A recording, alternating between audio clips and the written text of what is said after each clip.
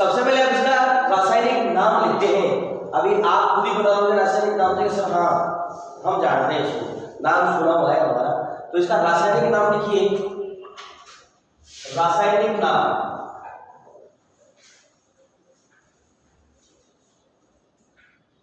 रासायनिक नाम, अब रासायनिक नाम क्या है इसका, देखिए रासायनिक नाम है, इसका रासायनिक नाम है पोटेशियम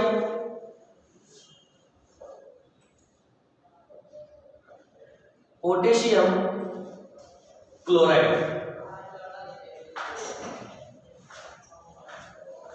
रासायनिक नाम है पोटेशियम क्लोराइड। क्या नाम है बच्चों इसका रासायनिक नाम? Potassium chloride. नाम तो आप लोगों ने सुना ही होगा, सुना है ना इसका, ठीक है। अब सूत्र, बिल्कुल शाबाश, इसका सूत्र है KCl। पोटेशियम क्लोराइड का सूत्र है KCl, ठीक है बेटा जी। और एक बार इसके बारे में जानकारी दे दूं कि जिस प्रकार से आपका नमक होता है ना, उस प्रकार से ही आपका पोटेशियम क्लोराइड होता है। ये सफेद रंग का होता है। किस रंग का होता है ये भी सफेद रंग का होता है, ठीक है। अब इसका स्वाद जो होता है वो तीखा नहीं होता है, ध्यान रखना। इसका स्वाद जो है, बस इसमें एक चीज ध्यान रखना, जो इसका स्वाद जो है वो तीखा नहीं होता। इसका स्वाद जो है वो तीखा नहीं होता, तीखा स्वाद इसका नहीं होता है, तीखा स्वाद नहीं होता इसका, ठीक है। नेक्स्ट ये संगठन, पहला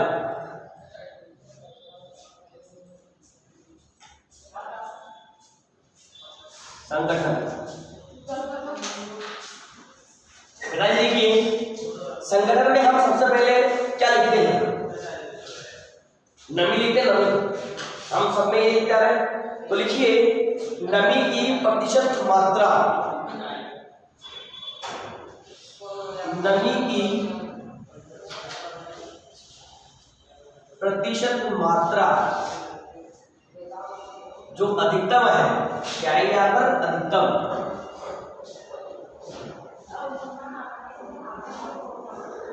जो यहाँ पर नमी की अधिकतम प्रतिशत मात्रा जो है बच्चों, वो है आपके 0.5। लिखिए 0.5%। क्या है? नमी की प्रतिशत मात्रा जो अधिकतम होगी, ये कितनी होगी बेटा? इसके अंदर 0.5%, ठीक है। दूसरा लिखिए इसमें कुल पोटाश,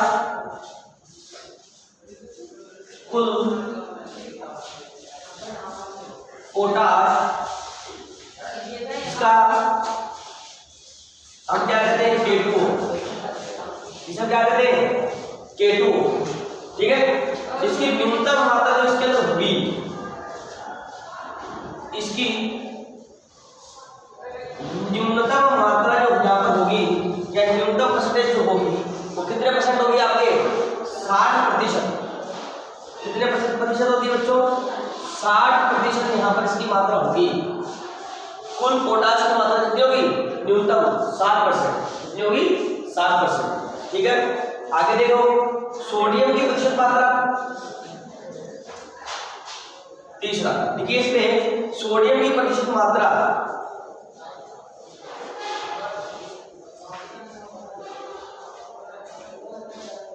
सोडियम की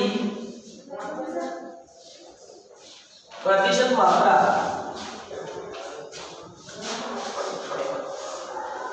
सोडियम की प्रतिशत मात्रा जो होगी वो अधिकतम कितनी होगी? अधिकतम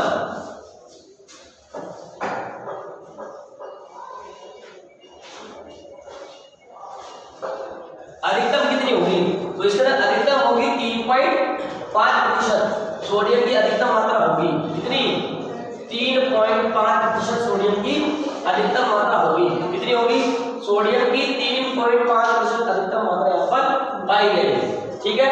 सुन लो पहले, जो म्यूरेट ऑफ पोटाश जो है इसका रासायनिक नाम क्या है? पोटेशियम क्लोराइड है। इसका रासायनिक नाम क्या है? पोटेशियम क्लोराइड है। इसका सूत्र क्या है? KCl है। ये स्वाद में क्या होता है? तीखा नहीं होता है। होता नमक की तरह ही है पर स्वाद इसका तीखा नहीं होता है। नेक्स्ट है संगठन। संगठन में पहले लिखा है कि नमी की प्रतिशत मात्रा जो अधिकतम होगी वो होगी 0.5%। ठीक है। कुल पोटाश K2O की न्यूनतम जो मात्रा होगी कितनी होगी? 60%। कितनी है? 60%। नेक्स्ट सोडियम की प्रतिशत मात्रा अधिकतम कितनी होगी? 3.5% अधिकतम सोडियम की मात्रा यहाँ पर आपके पाई जाए। इस चीज का आप लोगों को ध्यान रखना है। ठीक है। आगे देखिए इसके अंदर गुण सेकंड।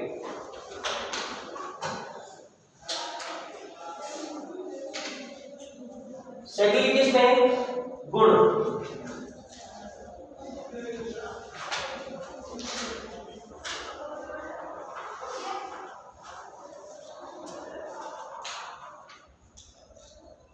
लिखिए बेटा इसमें फर्स्ट, जल में शीघ्र घुलनशील।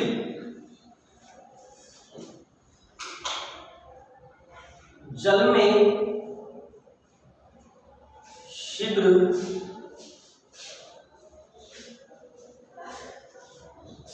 घुलनशील।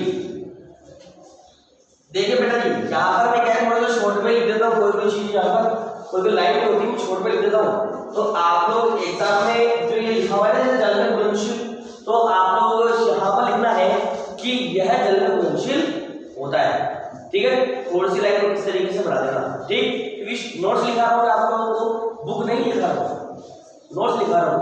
तो नोट्स में शॉर्ट फॉर्म चलती है ताकि शॉर्ट फॉर्म से आप उसको क्या कर सको, बड़ी फॉर्म उसकी बना सको।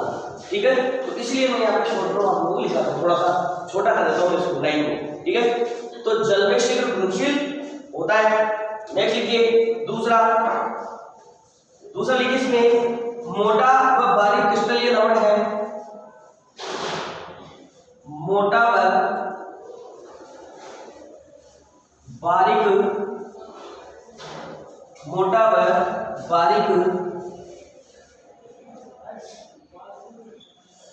क्रिस्टलीय लवण है।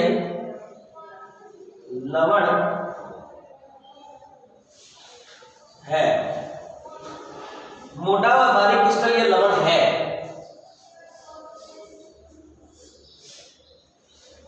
नेक्स्ट लिखिए तीसरा, श्वेत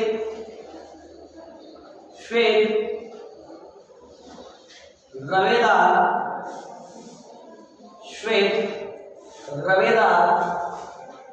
पदार्थ है।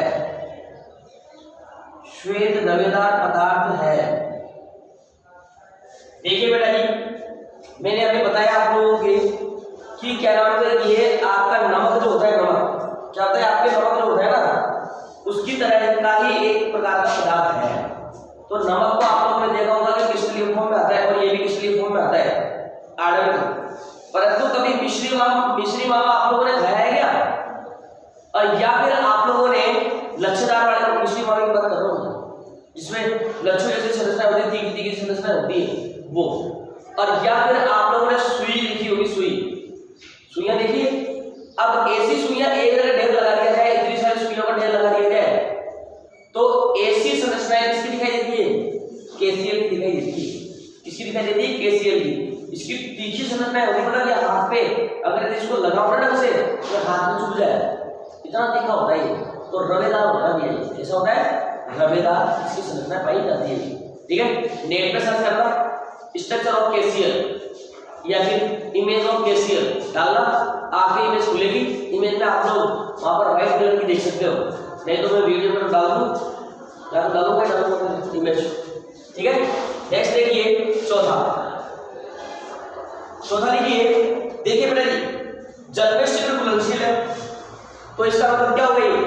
आर्द्रता ग्राही है। क्या ये आर्द्रता ग्राही है? निकलो, आर्द्रता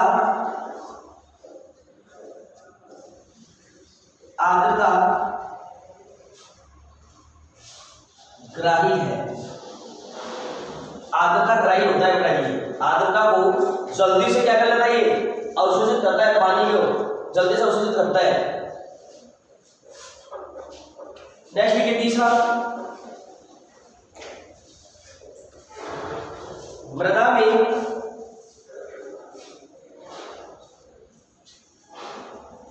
अभिक्रिया, मृदा में अभिक्रिया, इसमें पहला लिखिए, यह मृदा में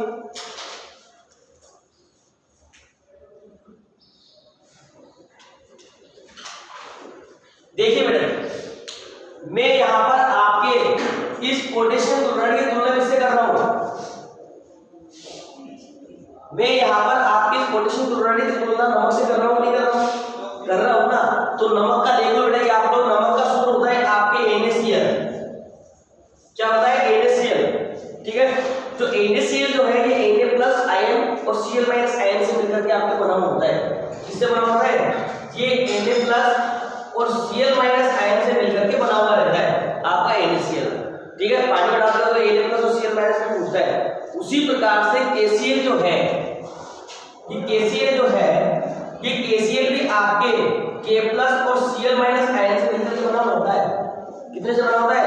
K प्लस और Cl माइनस आयन से मिलकर के आप लोगों में बना हुआ रहता है। तो जब भी इसको मृदा में डालोगे तो ये K प्लस और Cl माइनस आयन में क्या होता है? विभक्त हो जाता है। किसमें विभक्त हो जाता है? K प्लस और Cl माइनस आयन में ये आपकी विभक्त हो जाता है। तो इस चीज का आप लोगों को ध्यान रखना है। तो लिखिए यहाँ पर, यह मृदा में डालने पर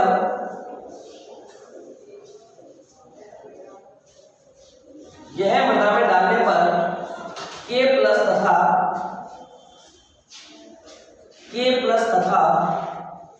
Cl माइनस आयन में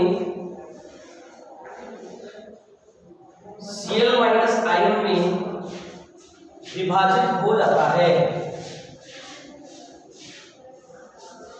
Cl माइनस आयन में विभाजित हो जाता है।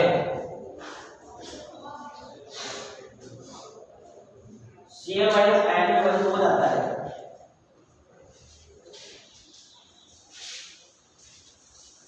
ठीक है, आगे लिखिए,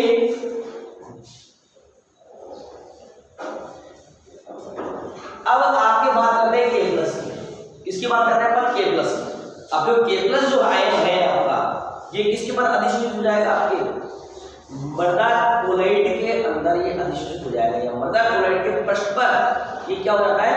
अधिष्ठित हो जाता है, फटाफट से अधिष्ठित हो जाएगा। तो लिख लीजिए इसमें दूसरा, K plus ion, K plus ion, K plus का मतलब बेटा आयन नहीं होता है, ध्यान रखिएगा। K प्लस आयन मृदा कोलाइड K प्लस आयन मृदा कोलाइड पर अधिशोषित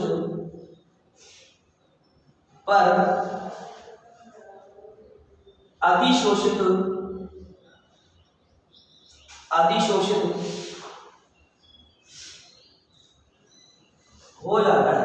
किस पर हो जाता है ये बच्चों? ये आपके मृदा कोलाइड पर अधिशोषित हो जाता है। तो इस चीज का आप लोगों को ध्यान रखना है, ठीक है। आगे लिखिए तीसरा लिखिए, देखिए कोई भी आयन, दो आयन आपके मिलते हैं, जैसे धनायन और एक ऋणायन। कौन से? धनायन और एक ऋणायन जब आप लोगों को मिलता है तो आपको पता होना चाहिए कि जब धनायन और ऋणायन आपस में संयोग करते हैं तो ये तो पहले तो आयनिक फॉर्म में रहते हैं, आयनिक अवस्था में रहते हैं, परंतु बाद में क्या हो जाते हैं? उदासीन हो जाते हैं।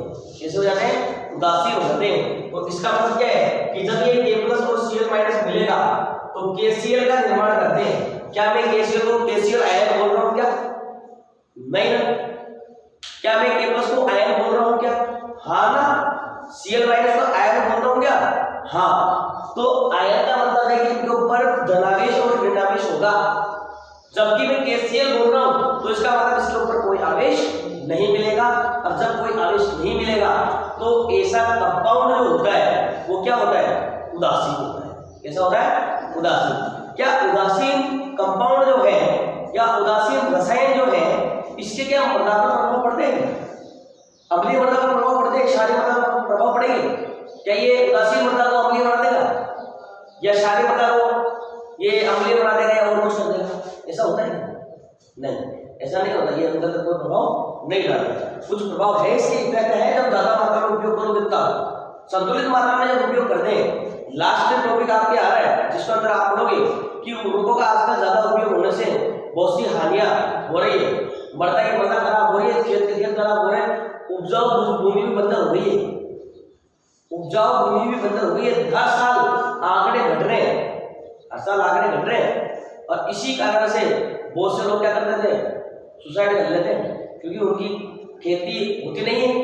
खेती क्यों होगी भाई? अरे जब आप लोग मितव्यता से इन चीजों का उपयोग करोगे तब तक आप लोगों के सही रहेगा। अमितव्यता से जब इनका उपयोग करोगे तो हर चीज का और नुकसानदायक होती है, फायदेमंद भी है और ज्यादा मात्रा में नुकसानदायक होती है। तो ज्यादा मात्रा में यदि उपयोग करोगे तो इसके अम्लीय और क्षारीय प्रभाव आप लोगों को देखने को मिल जाएंगे इसमें। ठीक है, तो देखिए इसमें आगे लिखिए तीसरा, यह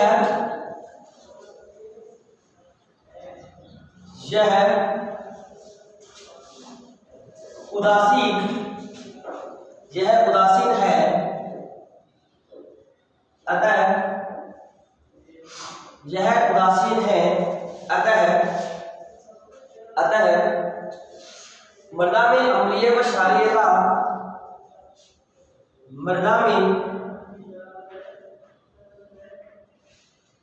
अम्लीय व क्षारीयता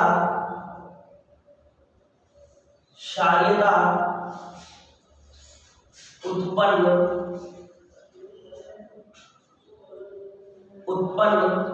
नहीं करता। मृदा में अम्लीयता और क्षारीयता उत्पन्न नहीं करता। क्यों नहीं करता बेटा जी? क्योंकि ये उदासीन प्रकृति का है, क्योंकि ये उदासीन प्रकृति का है। वापस से इसको सुन लो, एक बार देख लो कि आपके म्यूरेट ऑफ पोटाश में पढ़ा रहा हूँ। क्या पढ़ा रहा हूँ? म्यूरेट ऑफ पोटाश में पढ़ा रहा हूँ। इसके अंदर मैंने सबसे पहले इसका रासायनिक नाम तो बताया था, आप लोगों ने पोटेशियम क्लोराइड बताया था। क्या बताया था? पोटेशियम क्लोराइड, मैंने इसका रासायनिक नाम बताया था। ठीक है, तो पोटेशियम क्लोराइड का सूत्र क्या होता है? केसीएल। क्या होता है? केसीएल। ठीक है, ये स्वाद में कैसा होता है? तीखा नहीं होता है। क्यों नहीं होता है? क्योंकि हम कंपैरिजन कर रहे हैं किससे? नमक से, तो इसलिए इसका स्वाद जो है तीखा नहीं होता है। नेक्स्ट है इसका संगठन। नमी की प्रतिशत मात्रा अधिकतम कितनी होती है? 0.5%। दूसरा है कुल पोटाश K2O की न्यूनतम मात्रा कितनी होती है? 60%। सोडियम की प्रतिशत मात्रा कितनी होती है अधिकतम? 3.5%। गुण जल में शीघ्र घुलनशील होता है।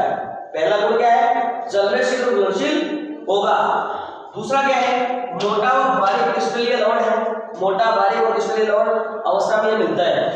श्वेत द्रव्यदार पदार्थ होता है। मैंने कहा था कि नीली की उसमें पाए जाते हैं, नीली की अवस्था में पाए जाती है और छोटे छोटे तीखी की अवस्था में मिलेंगे, तो वो क्या हो जाते हैं? आपके द्रव्यदार पदार्थ कहलाता है। क्या कहलाता है? द्रव्यदार कहलाता है। आगे है आर्द्रताग्राही है। ये क्या होता है? कि वायुमंडल से आर्द्रता को ग्रहण करता है। नेक्स्ट है मृदा में अम्लीय। यह मृदा में डालने पर K+ और Cl- आयन में विभक्त होता है। किसके अंदर विभक्त होता है? K+ और Cl- आयन में विभक्त होता है। आगे है K+ मृदा क्लोराइड पर अधिसूचित होता है। K+ और किस पर अधिसूचित होता है? मृदा क्लोराइड पर अधिसूचित होता है। नेक्स्ट है यह उदासीन है, अतः मृदा में अम्लीयता और क्षारीयता उत्पन्न नहीं करता। यह उदासीन है, अतः मृदा में अम्लीयता और क्षारीयता उत्पन्न नहीं करता है। इसका कोई अम्लीय क्षारीय इफेक्ट नहीं पड़ता। समझ में आगे बात याद है? ठीक है, नेक्स्ट देखिए।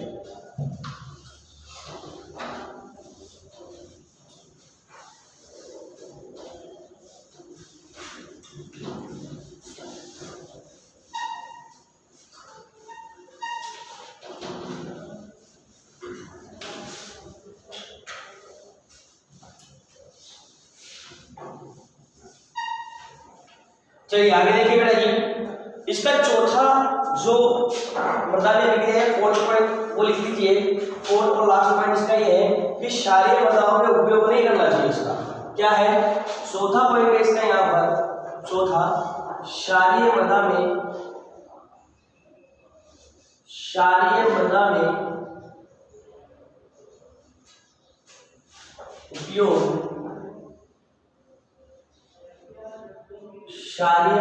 उपयोग नहीं करना चाहिए, नहीं करना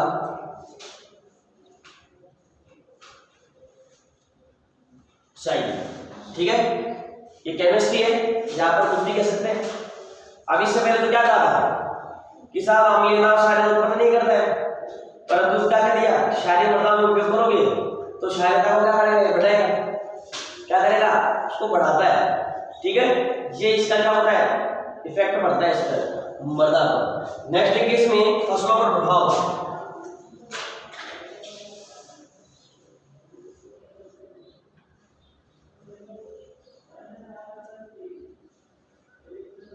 फसलों पर प्रभाव, किसका फसलों पर क्या प्रभाव पड़ेगा, क्या इफेक्ट पड़ेगा, वो देखिए।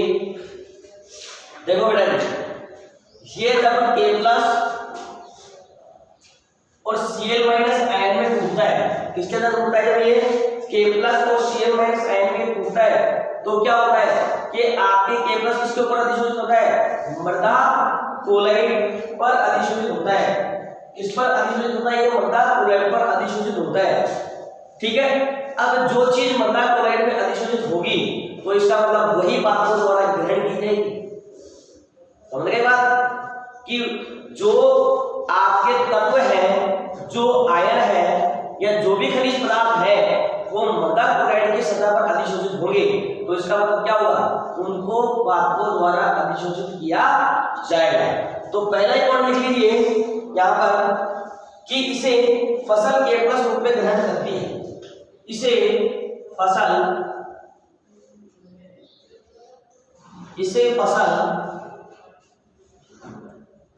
K+ रूप में, इसे फसल K+ रूप में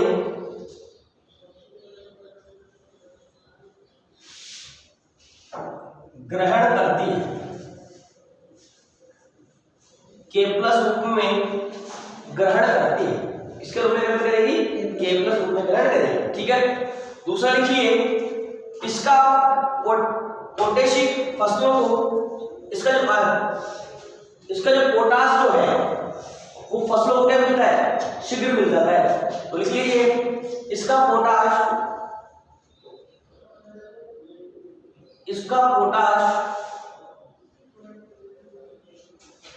फसलों को शीघ्र प्राप्त होता है, शीघ्र प्राप्त होता है। इसका पोटाश फसलों को शीघ्र प्राप्त होता है, इसका पोटाश फसलों को शीघ्र प्राप्त होता है। ठीक है बेटा जी, ये हो गए इसके क्या नाम से आपके दो बिंदु। तीसरा बिंदु लिखिए, दलहन वाली फसलों में लिखिए, या दलहनी फसलों में,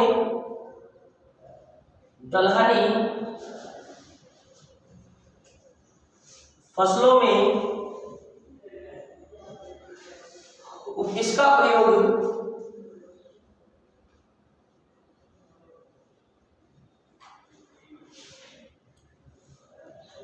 दलहनी फसलों में इसका प्रयोग उनकी जड़ों की ग्रंथियों द्वारा,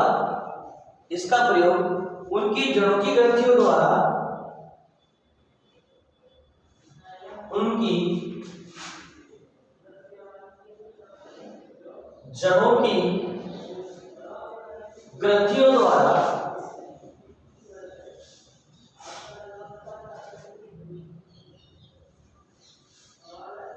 अधिक मात्रा में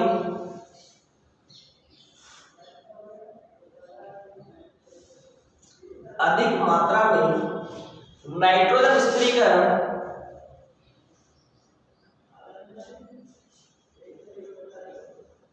नाइट्रोजन स्थिरीकरण करने में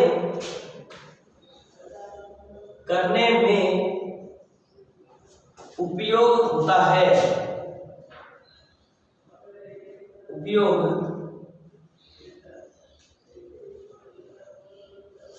देखिए बेटा ये क्या कहता है, ये कहता है कि दलहनी फसलों में इसका उपयोग जो है, इसका प्रयोग जो है, उनकी जड़ों के अंदर क्या होती है, ग्रंथियां पाई जाती है।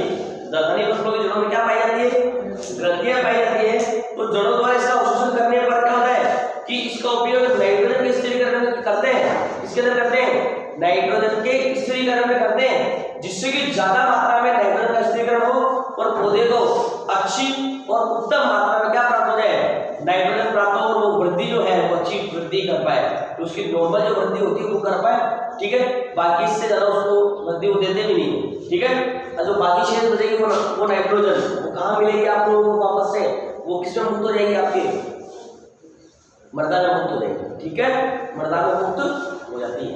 ठीक, नेक्स्ट देखिए इसमें खाद्यान्न वाली फसलों में प्रयोग,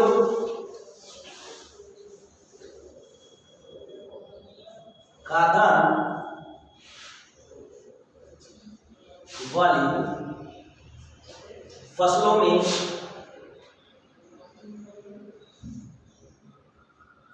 फसलों में लाभदायक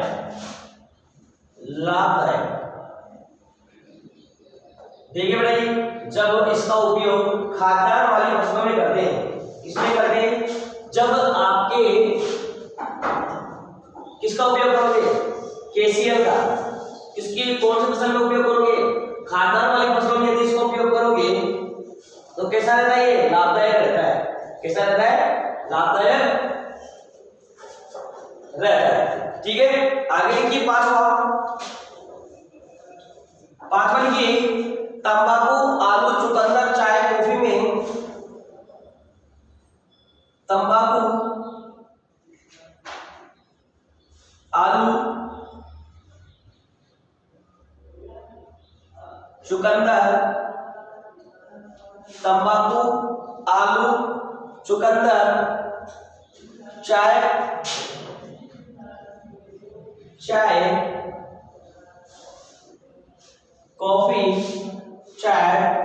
कॉफी में इस उर्वरक का प्रयोग, कॉफी में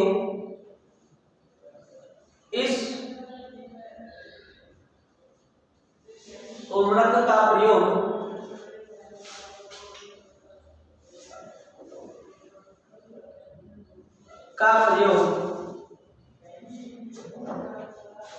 नहीं करना चाहिए,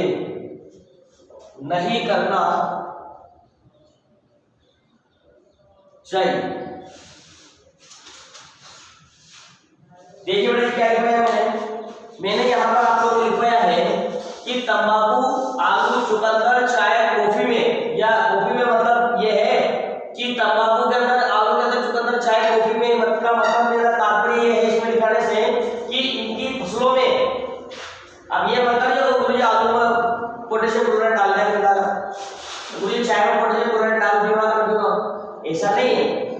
मैं तो इनकी फसलों की बात कर रहा हूँ, तो इनकी फसलों में केसीएल, पोटेशियम क्लोराइड का उपयोग नहीं किया जाता। अगर यदि करते हैं तो विभिन्न प्रकार के रोगों से ग्रसित होते हैं और विभिन्न प्रकार की बीमारियों के अंदर पैदा होती है, और शायद हो सकती है तो पूरी फसल आपकी क्या हो जाए, नष्ट हो जाए। क्या हो जाए, नष्ट हो जाए।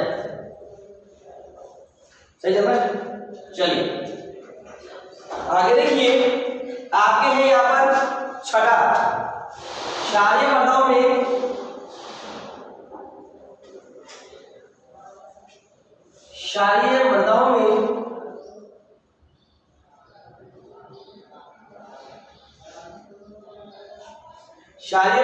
प्रयोग करने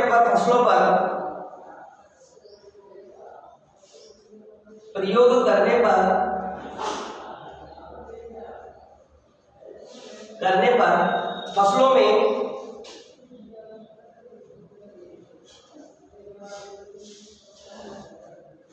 फसलों में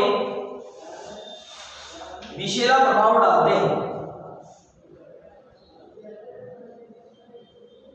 विषैला प्रभाव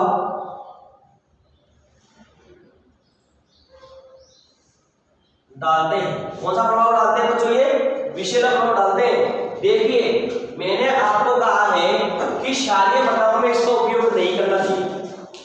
मैंने लिखा है मृदा में जो अभिक्रिया थी वहां पर लिखा है कि क्षारीय मृदाओं में इसका उपयोग नहीं करना चाहिए। तो क्षारीय मृदाओं में उपयोग भी नहीं करना चाहिए साहब, क्योंकि जब भी क्षारीय मृदा में इसका उपयोग करोगे तो विषैला प्रभाव जो है कहां गया? ये विषैला प्रभाव डालता है। क्या डालता है? ये विषैला प्रभाव डालता है। तो भैया अंडरलाइन कर लेना इसको कि क्षारीय मृदाओं में ये विषैला प्रभाव डालता है। इसी कारण से क्षारीय मृदाओं में इसका उपयोग नहीं करना चाहिए। अब कोई डालता है बताने की बात हुई तो फिर तो भैया कुछ भी कर तुम्हारी इच्छा, ठीक है। तो क्षारीय मृदाओं में इसका उपयोग नहीं करना चाहिए। ठीक बेटा जी, यहाँ पर देखिए वापस से दस लोग कि फसलों पर प्रभाव, फसलों पर इसका क्या प्रभाव पड़ता है? देखिए पहला है इसे फसल K+ रूप में ग्रहण करती है। किस रूप में ग्रहण करती है फसलें? इसे K+ रूप में ग्रहण करती है। दूसरा है इसका पोटाश जो है वो फसलों को शीघ्र प्राप्त होता है। इसका जो पोटाश जो है ये फसलों को क्या प्राप्त होगा? शीघ्र प्राप्त होता है। नेक्स्ट है दलहनी फसलों में इसका उपयोग करने से उनकी जड़ों की जो ग्रंथियां हैं इसके अंदर नाइट्रोजन स्थिरीकरण क्या होगा? ज्यादा होगा। क्या होगा? नाइट्रोजन स्थिरीकरण ज्यादा होगा। नेक्स्ट है खाद्यान्न वाली फसलों में लाभदायक होती है, मतलब खाद्यान्न वाली फसलों को क्या करती है? लाभ पहुंचाने का कार्य करती है। तंबाकू, आलू, चुकंदर, चाय, कॉफी इसमें इस पूरक का प्रयोग नहीं करना चाहिए, क्योंकि इससे यह क्या कर देती है? इसमें रोग उत्पन्न कर देती है और हो सकता है कि कोई केमिकल एप्लीकेशन हो जाए, इसमें विस्फोट हो जाए, ठीक है। ऐसा नहीं होता है, ठीक है, मजाक की बात है। आगे देखिए छठा, क्षारीय मृदाओं में प्रयोग करने पर फसलों में विषैला प्रभाव पड़ता है कि भैया जब क्षारीय मृदाओं में इसका उपयोग करोगे ना तो फसलों में क्या हो जाएगा? इसका विषैला प्रभाव पड़ेगा। कौन सा प्रभाव पड़ेगा? विषैला प्रभाव इसमें पड़ता है। तो इस चीज के बारे में आप लोगों को ध्यान रखना है। रखोगे कि नहीं रखोगे? रखोगे ना? बस आज के लिए आप लोगों से मैं विदा चाहता हूँ, बाकी फिर पढ़ेंगे पर कल।